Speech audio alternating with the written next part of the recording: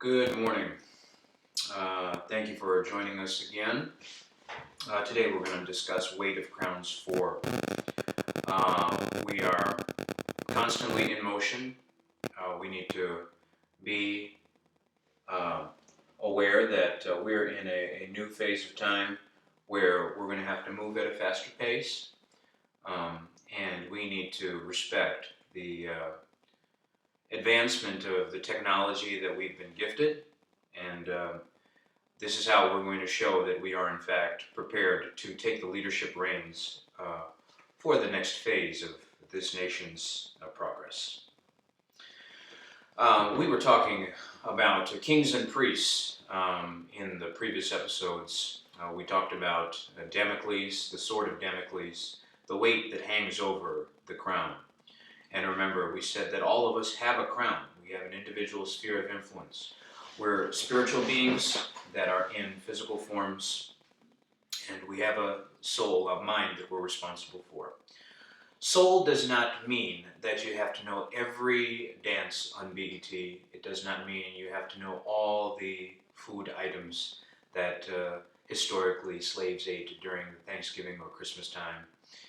It does not mean that you have to be familiar with every stand-up comedy routine or any other celebrity gossip or meme culture, anything like that. As a matter of fact, that can be the overindulgence on those kind of superficial characteristics of culture. Can be a condescending way of theft. And so there's a very fine line you have to draw when you are interacting and engaging with culture and soul. When we were younger, I keep referencing our time with Bread of Life Church between 1993 and 1996, give or take, when it was still pure. Because I'm not saying that pastors have to be bivocational. As a matter of fact, um, in many denominations, the pastor will have what's called a priest will have what's called a parsonage, where they have a home near the church, prepared for that, just so that the stress of regular bills and things like that is not on the mind of the priest, so that he can spend time with the congregation if somebody's in the hospital, or there needs to be preparation for a wedding or a funeral or a baptism or something like that. Ideally, that's what you would do. But when you're, when you're just scraping pennies together and you're young and you're starting a family on your own, those things are not possible. So bivocational is often necessary, and that's where we are at the moment. The discomfort I'm going through now is I am publicizing it only for the sake of posterity, the sake of record, but I'm not using it as any kind of pity-seeking apparatus. In the civil rights movement, there were plenty of, even Kanye West references it in his earlier albums, that the sit-ins were part of many people's lives, sitting at lunch counters, asking to be simply fed in white areas and white establishments. This is just that at a little bit of a different scale. If I took the Gandhi approach and segregated myself and picked a traditional engineering career and picked a wife from my own community and used my genetic advantages to my maximum benefit, we wouldn't be going through this. But it would be a crisis of conscience if I did that, because I would be benefiting from privileges that I did not earn. And even though my diaspora is very, very guilty of doing these things over and over and over again, even to the level of the Prime Minister.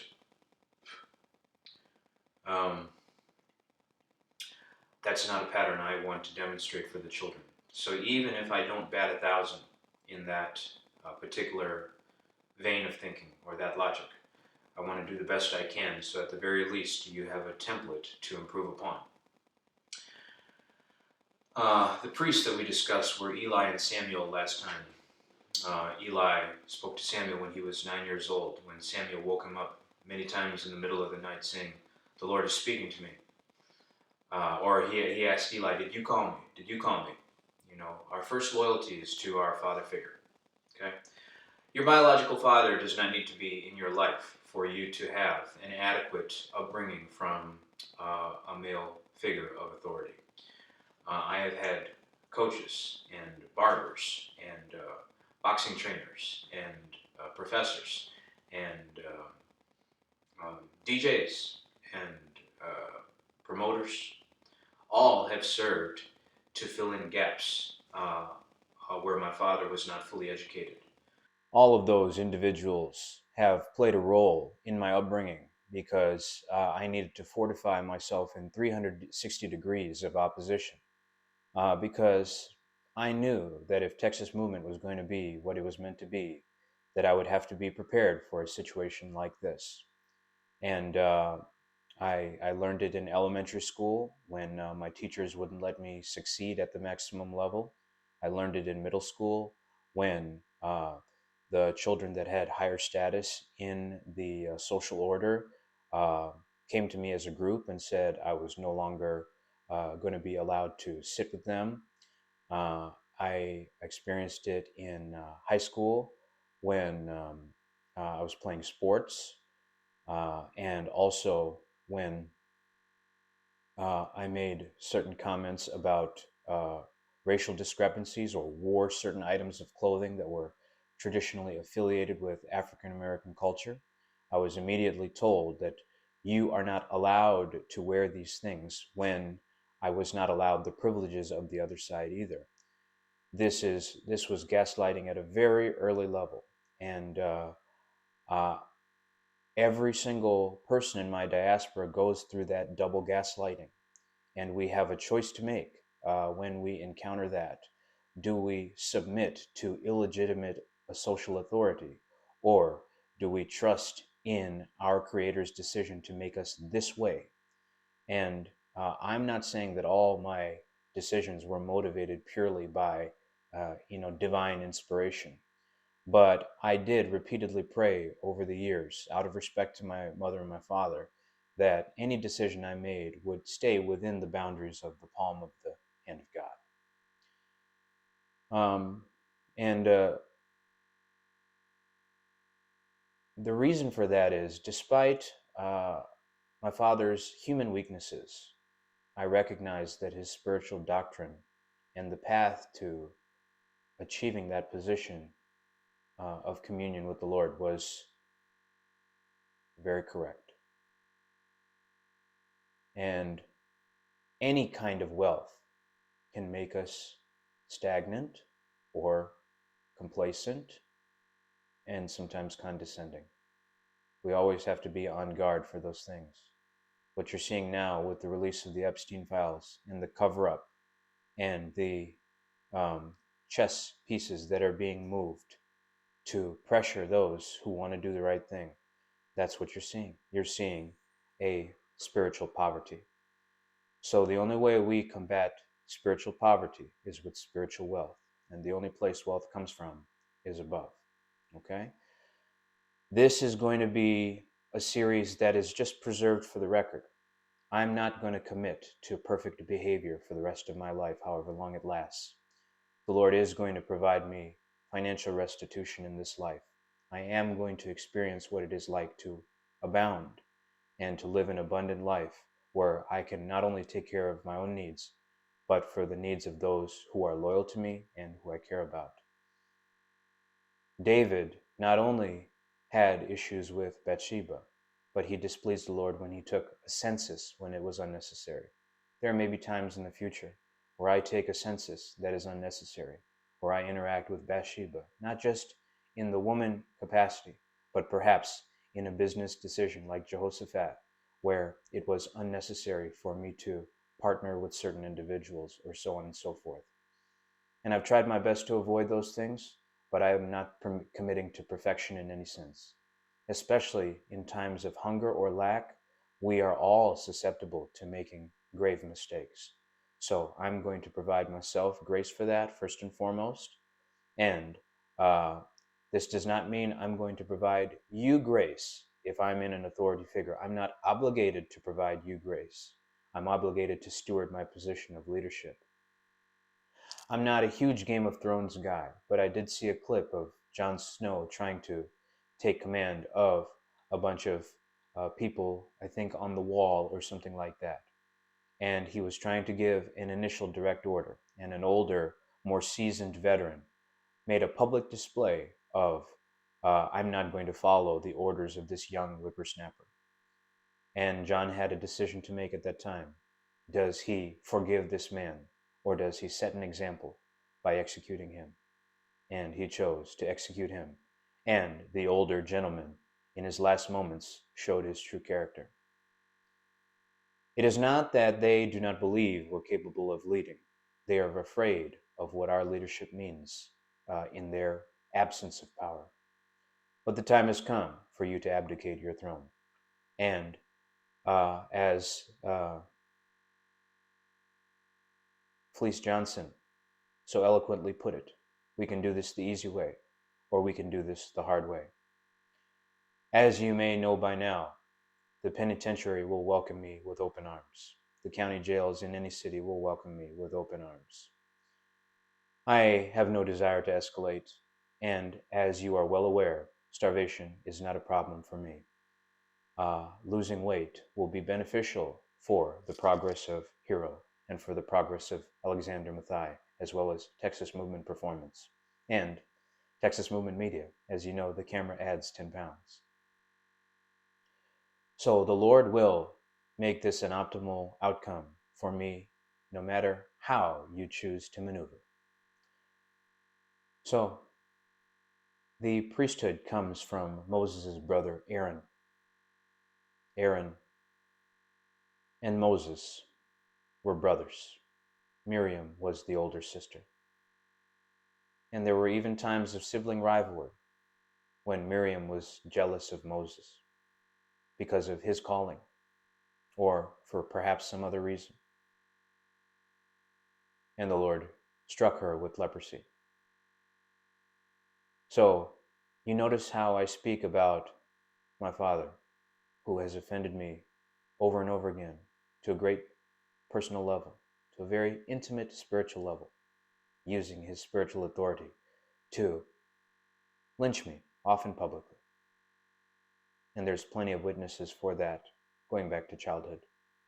But I still speak of him with great reverence, because the Lord chose him as the priest of our home and the king of our home. And for a time, the king of what I knew was our diaspora. It is he who showed me that that dignity must be preserved throughout the generations. And even if I can only preach it, it will be a success. This lesson is about disciplining authority. Disciplining elders is necessary sometimes. The Bible has a process for it. But unfortunately, I cannot fully trust the King James Version of the Bible's best practices. I have not seen the white Anglo-Saxon Protestant community embrace the Ethiopian Christians. I have not seen them do any kind of missionary work unless it involves some level of racial condescension. And I have not even seen them do what it takes to make things right in their own states of residence, in any state in this country.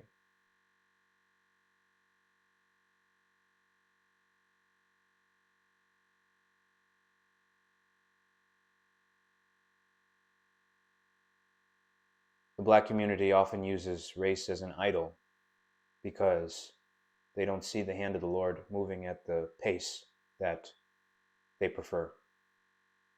I empathize with that frustration. As I told you before, I don't consider this phase of my life anything more than a sit-in at the diner, and I feel it would be disrespectful to do and say anything more than that. I want this discipline to be seen by, well, people like Derek Rose, of course, but the overall community in general, as a token of appreciation from our diaspora for what you have done for us before now. Not just because it's Black History Month and the 100-year anniversary of its recognition, but because our lives, we would have no lives without you.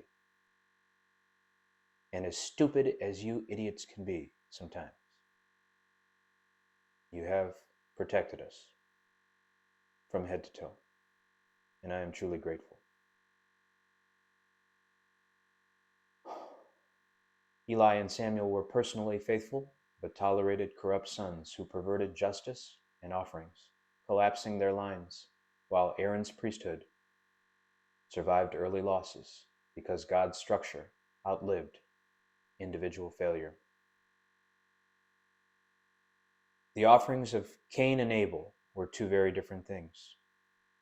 Jesus spoke about the Pharisee that dumped large quantities of money into the temple in front of everybody, and a widow that brought just 2 mites, which means just 2 pennies or 2 coins, a very meager offering. And Jesus said, the Lord values these 2 mites more than those great riches. It was Elijah, I believe it was Elijah, that asked the widow, what do you have in your house? And she just said, I have pots, oil, little oil. And he said, go and gather pots from your neighbors, as many as you can. And the oil, like the so-called menorah during Hanukkah, the oil filled every pot she was able to find. So the pot I want to fill is every future Black banking institution in America. And I pray the Lord uses any oil that I have in order to fill those pots to the brim. I pray that the Lord turns our water into wine today. Sometimes we have to discipline our religious leaders. I have spoken about how the gay community has made its way deep into the Black church. We used to joke that it was just the choir directors. If you have a more effeminate personality, there's no crime in that. As a matter of fact, most of the Indian diaspora struggles with this, which is why you'll see a lot of the kids in our culture, especially dark-skinned South Indian kids, they may take on more affectations of the African-American hip-hop culture, probably similar to some Latino diasporas. But that is because we have a fear. We've been told that we must take on the burden of additional melanin in a white-dominated society without any of the sexual or athletic benefits. That's very hard for a child to live with when you're told that no portion of your identity has value. And then you have to go home to parents that are allowed to put you in the concentration camp. It's a great surprise that more of us don't commit suicide. And it's only by the grace of God that that doesn't happen.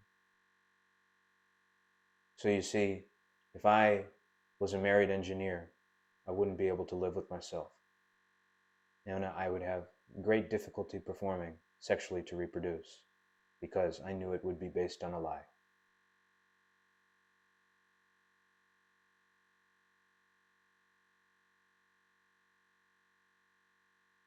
Your religious leaders cannot be Keon Hendersons.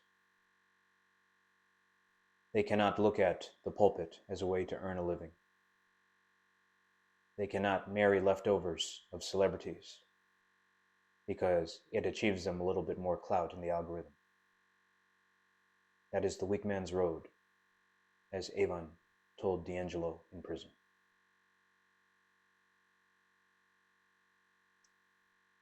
Sometimes government officials must be disciplined. In a perfect system, we do this by voting. I am starting to follow more and more local government elections in the Dallas area. I urge you to consider who your judges are. Consider who your city council people are. Those are the people who you can interact with in person, and you can actually see those representatives. And some decisions and some goalposts can be moved back into your favor by participating in that process. You can live your life on video games, and you can live your life on X and TikTok and Instagram and Facebook. That's fine. But you will only get the credit for that level of participation. Leadership requires action. As silly as we say Peter was for denying Jesus 3 times and cutting off the ear of the soldier, and the foolish things he said to Jesus, I will never betray you, when Jesus said, get behind me, Satan. It was he who stepped off the boat. It was he who was at the Mount of Transfiguration. It was he who was in the Garden of Gethsemane. So, you can live safely, or you can take an action step of faith. Moses parted the Red Sea simply by lifting up his hands. Joshua was not allowed the same standard of performance to achieve the same result. He had to step in the water for the Jordan to part.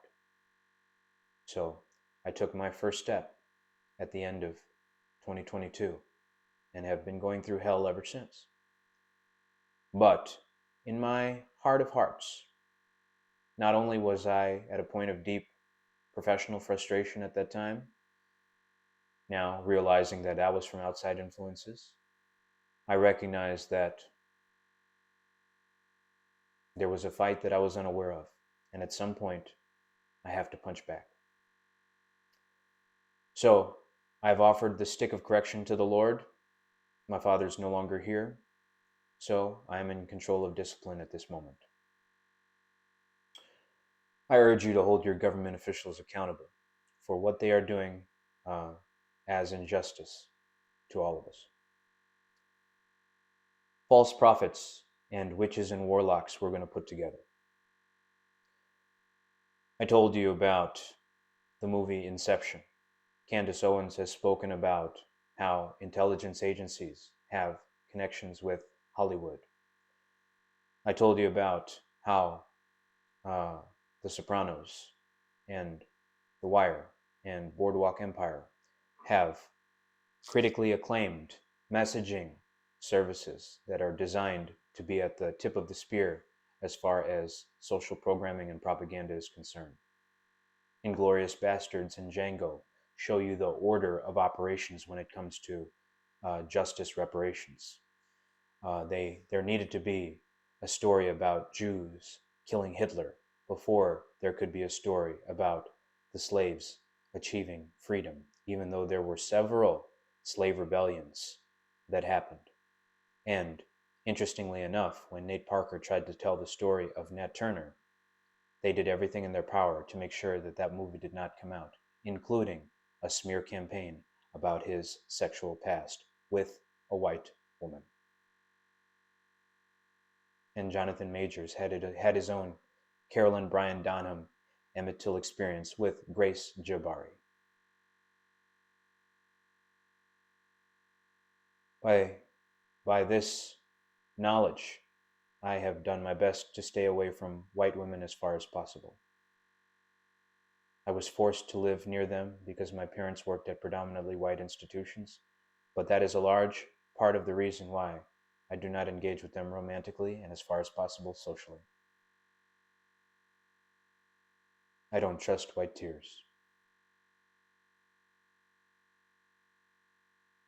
False prophets are people who use the Bible to manipulate you by catering to your pity or your conscience.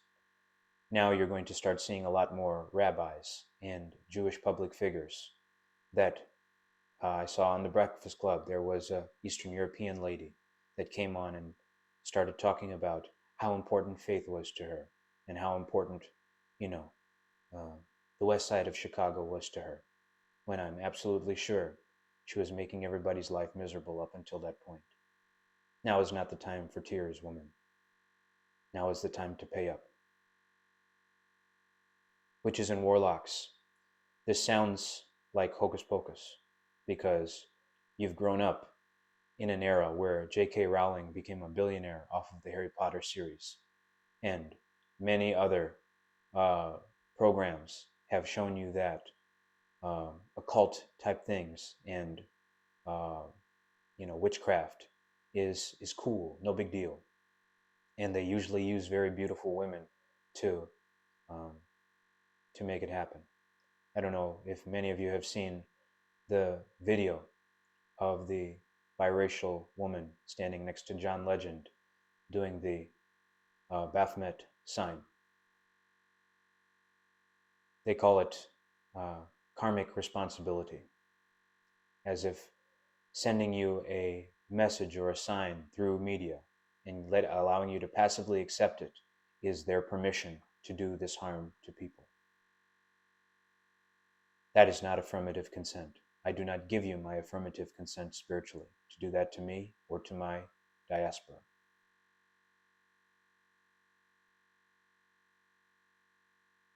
Most of your pastors are bought and paid for.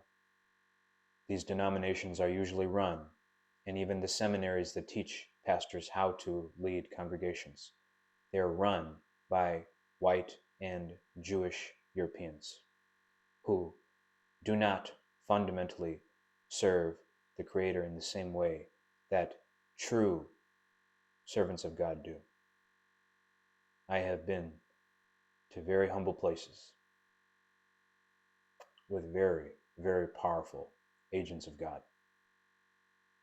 There is a peace that comes in your soul when you're even in the neighborhood of these people. And there is a very nauseous feeling you get when you are around the opposite. You need to trust those instincts. We have to leave it there.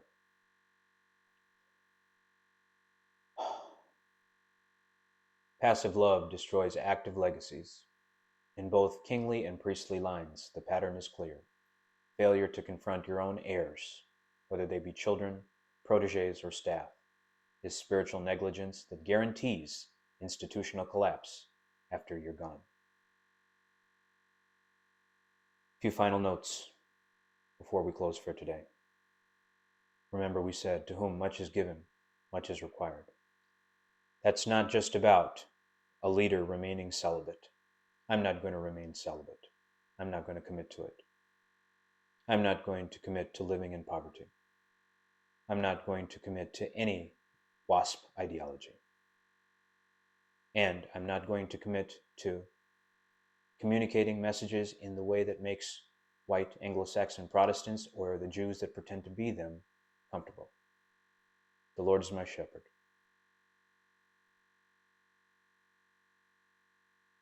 When the Pharisees came to Jesus and asked, to whom do we pay taxes? Jesus said, render unto Caesar what is Caesar's, and render unto God what is God's.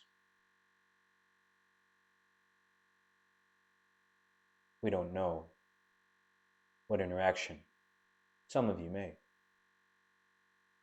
but the early Jews had with Rome and the leadership there. But if it's anything like America, there were all kinds of strings being pulled in the background. I am taking the place of Caesar now. You mocked me because of my pizza habits. Now, little Caesar is Caesar. Finally, I was also mocked with the story of Zacchaeus, by Transformation Church specifically. So, Mike Todd, the pressure's on you now. Zacchaeus ate with Jesus, and his conscience told him how to repent and restore. He said, "To anyone I have stolen from, I will pay back 4 times as much." Reparations.texasmovement.com.